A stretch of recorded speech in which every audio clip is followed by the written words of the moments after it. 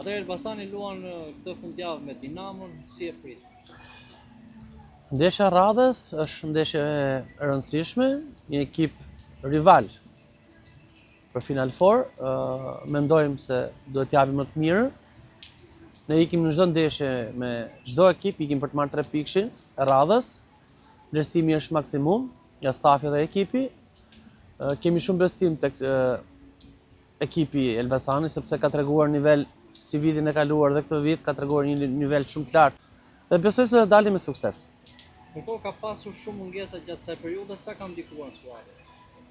Mungesa ka pasur që vërtet, por Elbasani tashmë nuk po varet nga mungesat, por ka formuar një grup mirë tek skuadra, nuk po varet më nga individet, por thjesht po luajmë në grup.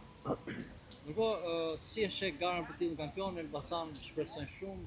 Vendin e parë është me skuadrën e Vllaznisë, pikë barabartë dhe 7 javë nga. Objektivi është Final Fouri, pastaj titulli kampion, pse jo. Është e vështirë me fol tani, domethënë se janë 8 ndeshje, por besoj se pse jo kampion.